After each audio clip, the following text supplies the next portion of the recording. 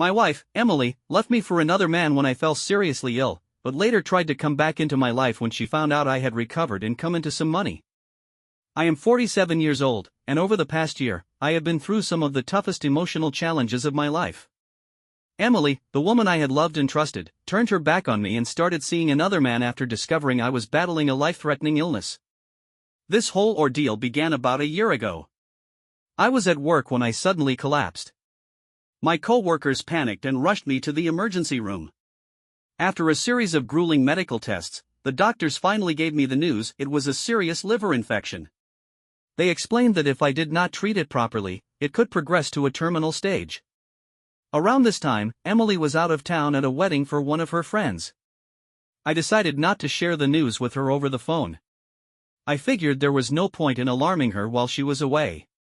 When she came back and saw how sickly and pale I looked, I had no choice but to tell her everything. She seemed shocked at first, but her reaction did not feel quite right. I had hoped for some kind of warmth or comfort from her, but instead, she looked more let down than sad. I felt like she saw my illness as some kind of personal failing on my part, which only made me feel worse. I decided to focus on recovering. The doctors advised major changes to my lifestyle, strict diets, regular exercise, and more rest. Balancing all that with work was no easy task, but I did my best to keep going. It was during this time that I started noticing a shift in Emily.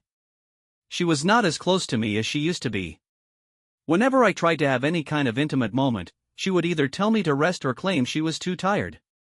Eventually, I had to confront her about it. She said she was just stressed because of my illness, but her behavior told a different story. When you care about someone, you do not push them away. To take my mind off all the stress at home, I threw myself into my work. I became so busy that I started neglecting my health. I missed meals, skipped medications, and ignored the new routines the doctors had set for me. It was only a matter of time before my negligence caught up with me. I ended up back in the hospital, much worse than before. This time, Emily saw everything I went through firsthand. To her credit, she took care of me while I was in the hospital for about a week. The doctor sat me down afterward and made it clear that if I did not take my health seriously, I might not make it. The doctor advised me to take a break from work and focus on resting. But for me, stepping away from my job felt impossible. I do not work for a typical corporate company, the business belongs to my best friend, Mike. He started it back when we were in college and had asked me to join him then. At the time, I did not think it would succeed, so I chose a different path. But about 6 years later, when the company took off, Mike offered me a senior position with great pay, and I accepted. Since then, I have poured my heart into the business, treating it like it was my own. After I returned to work, I was on a phone call with my doctor discussing my test results. Mike, who is the founder and CEO of the company, overheard the conversation. He was upset that I had not told him about my condition and was furious that I was still pushing myself so hard. He insisted I take time off and focus on my health. When I told Mike that I might never be able to return to work, I got emotional. I explained that I wanted to keep working as long as possible to secure Emily's future. I had been keeping this fear to myself. I did not even tell Emily how much my health was deteriorating.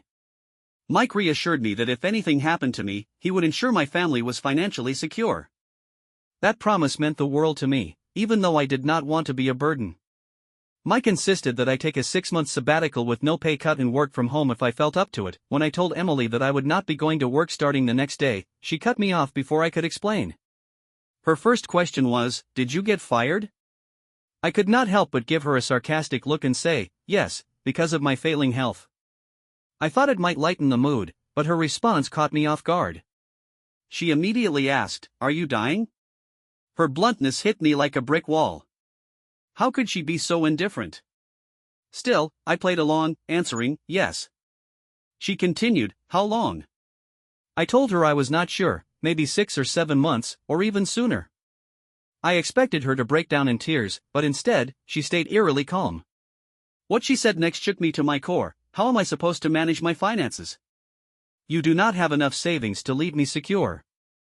This is why I have been telling you to quit working for Mike's company and get a better paying job overseas. By now, we could have built enough wealth for me to live decently. Her words made one thing crystal clear: Emily was not upset about me dying. She was upset about me dying poor. That realization stung, and I decided not to tell her about the equity I had in Mike's company. It was worth over $1.1 million, and it was likely to grow even more in the future. I had always planned to reveal it to her as a surprise at my retirement. But now, I wanted to see how far her selfishness would go. Since that conversation, our marriage has been reduced to nothing but shallow, transactional exchanges. Emily barely asks about my health anymore. She leaves early in the morning, comes home late, and often eats out. Her job at the salon is seasonal and far from full-time. All of it unsettled me, but I turned my focus to my health and tried to let it go. Then, last month, Emily hit me with another bombshell. She asked me, with no preamble, when we were getting divorced. I felt my entire world collapse in that moment. Divorce was the last thing I wanted to think about, especially while battling such a serious illness. I sat there, speechless. She followed up, saying, "There's no need to be shocked. I need to move on, and it is better if I start distancing myself from you now." Half in disbelief, I asked her if she already had someone else in mind. She nodded, casually admitting that she had been seeing someone. "He is a guy I have known for a while," she said, "but now I see him as a potential partner. We have been going on dates." I cannot even begin to describe how I felt in that moment. It was as if the air had been sucked out of the room. My stomach dropped, and my mind raced. I confided in Mike, and he advised me to remove Emily from all my legal documents. That is exactly what I did. I took her name off as my nominee for the company equity and everything else. Emily had no idea about the equity because I had kept it a secret for years, planning to reveal it later as a gift. Thank goodness I never told her. She would have pretended to care just to keep the money. Edit to add. I have been diagnosed with a severe liver infection. If I do not follow the doctor's advice and medication, rest, lifestyle changes, it might eventually become terminal. By God's grace, my doctors are optimistic that I can recover. I had only pretended my illness was terminal to play a prank on Emily, but that one lie unraveled everything. After the divorce conversation, I started to see Emily for who she really was. We do not have children, and my parents passed away a few years ago. My only sibling, my brother, and I are not close, so if something happened to me, everything I had would have gone to her. The thought of that made me sick. For a while, I tried to ignore her behavior and focus on my well-being. I joined a fitness class, stuck to a strict diet, and took up running to improve my condition. But despite all these efforts, my recovery was slow. I realized that no matter how much good I was doing for myself, the sight of Emily getting ready for dates, coming home late and drunk, or making sarcastic remarks about my health was destroying me from the inside out. She would even joke about how many extra days my life might gain by following the doctor's orders. Her comments were cruel, and while I pretended not to care, they cut deep.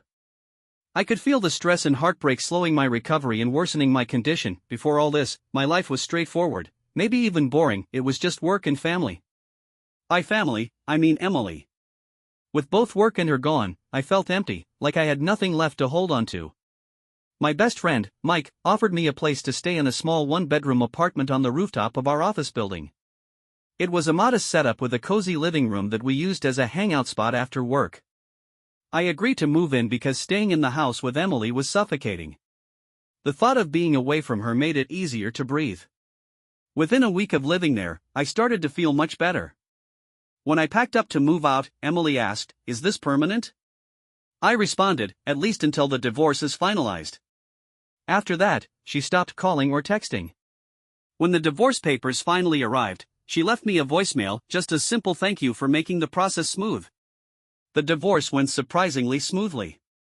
There was nothing major to fight over, at least nothing she knew about. Our house was on a 10-year lease, and there were only 1.5 years left on it. I added her name as the primary tenant, letting her live there rent-free for the remainder of the lease. Emily assumed I had no savings, which was exactly what I wanted her to believe. I told her I was using what little I had to survive for the rest of my life due to my diagnosis. In reality, I had more financial security than she could imagine, but she would never know that. These days, I am focused entirely on my health.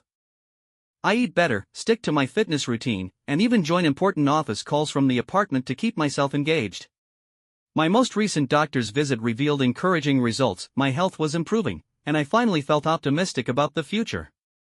Just months ago, I was bracing myself for the worst, but now, I feel like I might have a shot at a good life. If anything else comes up, I will share an update. After the divorce, I moved the last of my things out of the house.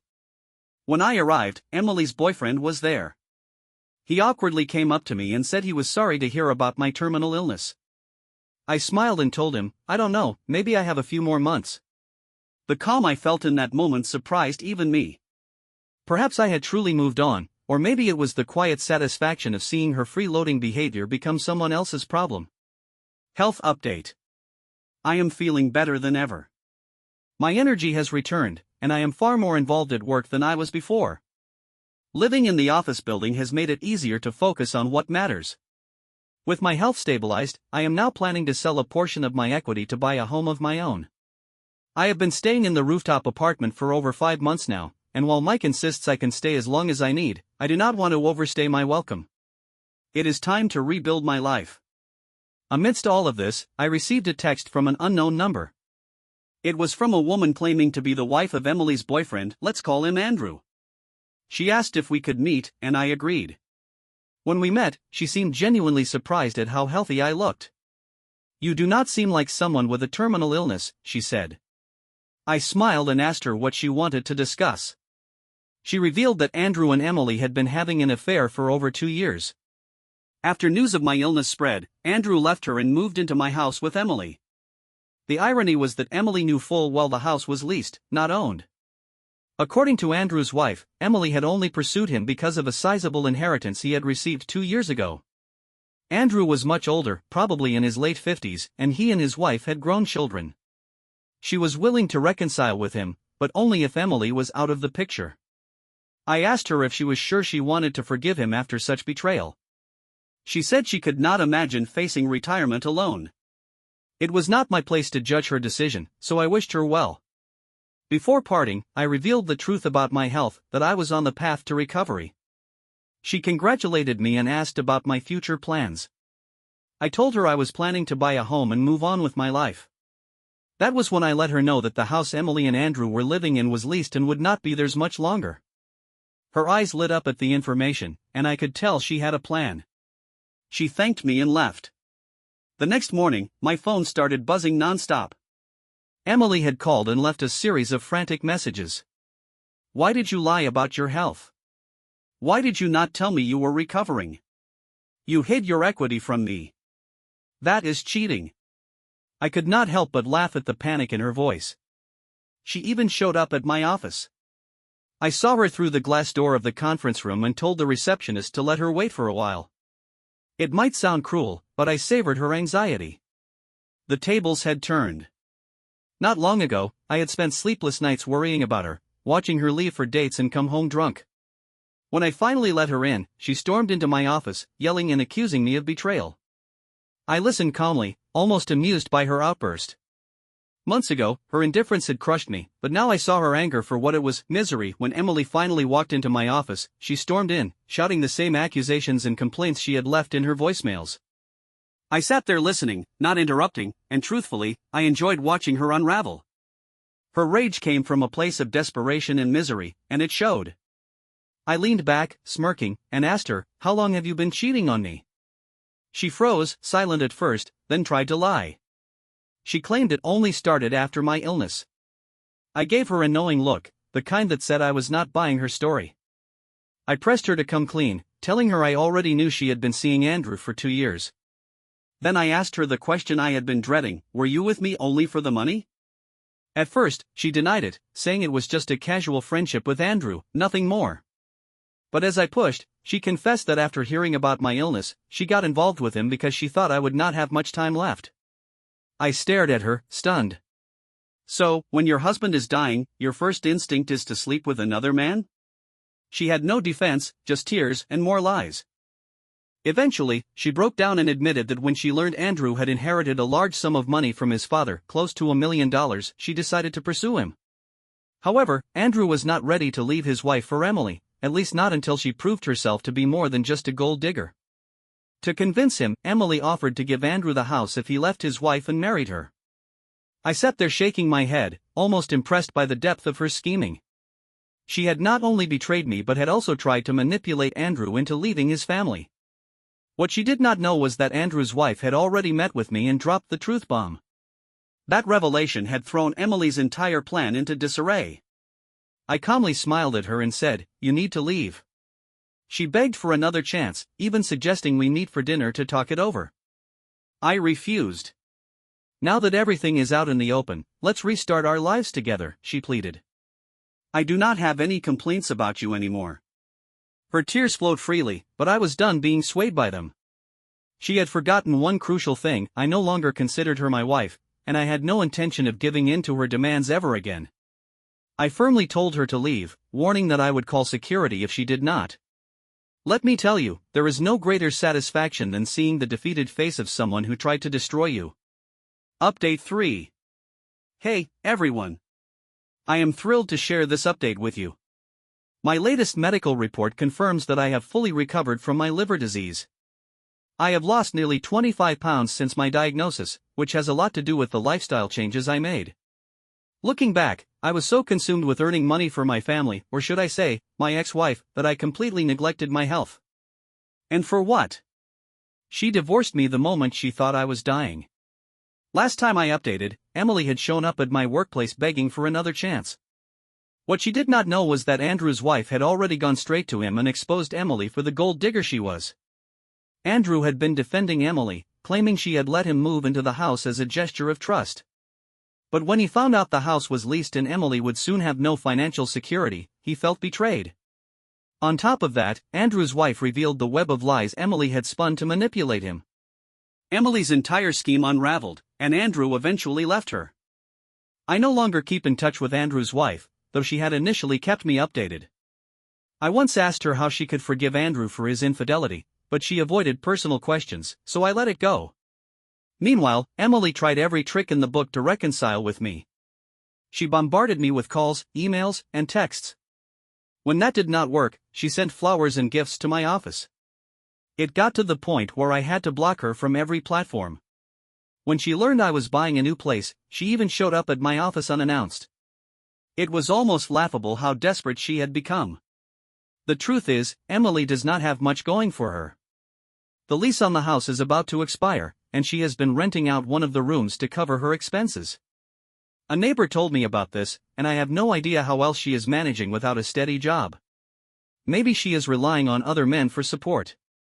At this point, it is none of my concern. Now, I genuinely believe everything happens for a reason, and a good one. My health is in great shape. I have bought myself a cozy 2-bedroom penthouse, which I have designed to reflect my tastes. It is small, but it feels like home.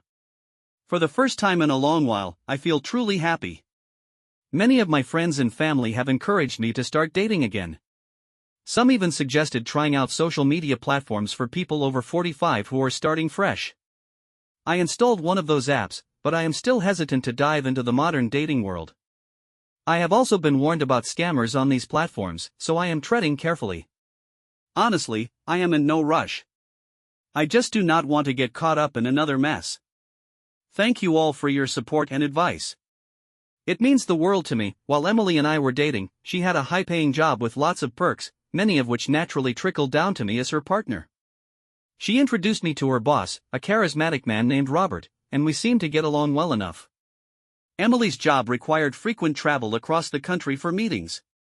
I supported her, assuming she was always part of a team when traveling. I never questioned it until 2 weeks after our wedding. Emily casually mentioned she had to go on another business trip with Robert.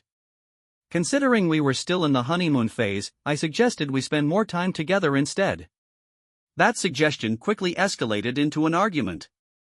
We had never fought before, but this was different. She accused me of being unreasonable, and her response left me uneasy. Still, she packed her bags and went on the trip, completely disregarding my feelings. Confused and hurt, I turned to my friends for advice. Their opinions were unanimous: something was off. Their suspicions only fueled my own, but I decided to wait until Emily returned to confront her. When she got back a week later, I acted as though everything was fine. My goal was to observe her behavior and figure out what she was hiding. One night, while she was asleep, I tried to unlock her phone, but she had changed the PIN. Undeterred, I kept a close eye on her for the next few days. Eventually, I caught her entering the PIN and memorized it. The next time I had access to her phone, I discovered the ugly truth. Emily had saved Robert's contact under a woman's name. The messages between them, however, told a completely different story. They were exchanging intimate conversations, photos, and even nudes. My stomach churned as I read through the texts. Emily had referred to one of their business trips as her real honeymoon. The betrayal was devastating. It became painfully clear that Emily had only married me to quiet the rumors about her affair with Robert, a married man. The perks she enjoyed at work, which I once thought were due to her talent, were all because of their relationship. I felt like a fool for not seeing it sooner, but love blinds you, especially in the early days of marriage when you are full of hope and dreams. I took screenshots of the incriminating messages and photos, sent them to myself, and erased all traces from her phone. I was furious and heartbroken, and while I am not proud of what I did next, I felt compelled to act. I accessed Emily's work computer and edited a presentation she was set to deliver the next morning. In the second slide, I inserted one of the intimate photos of her and Robert from their honeymoon. Everything else in the presentation remained untouched. The next morning, Emily went to work, completely unaware of what I had done. Less than an hour later, I got a frantic call. She was in full panic mode, screaming about how I had ruined her life and everything she had worked for. She had unknowingly exposed herself and Robert to her entire office during the presentation. That evening, she came home livid. She tried to hit me in her rage, accusing me of destroying her reputation. I calmly told her to leave, wanting to avoid further confrontation. When she refused, I called her cousin, who lives nearby, and explained the situation. Her cousin came over and took her away, but not before Emily caused a dramatic scene, screaming at the top of her lungs. Despite the chaos, I felt a strange sense of relief. For once, she was facing the consequences of her actions. I have since filed for an annulment of our marriage. We had only been married for a month, and I want nothing to do with her ever again. Thankfully, I will come out of this relatively unscathed, aside from the emotional trauma. As for Emily, she tried crawling back to Robert, but he wanted nothing more to do with her. He chose to focus on repairing his own family life. Now, Emily is a shell of her former self, miserable and depressed. It is hard not to wonder if it was worth it for her to throw away a good man and a promising marriage for an affair. All the time, love, and money I invested in her meant absolutely nothing in the end. The betrayal cut deep, but I have learned my lessons. For now, I am taking it one day at a time as I wait for the annulment to be finalized.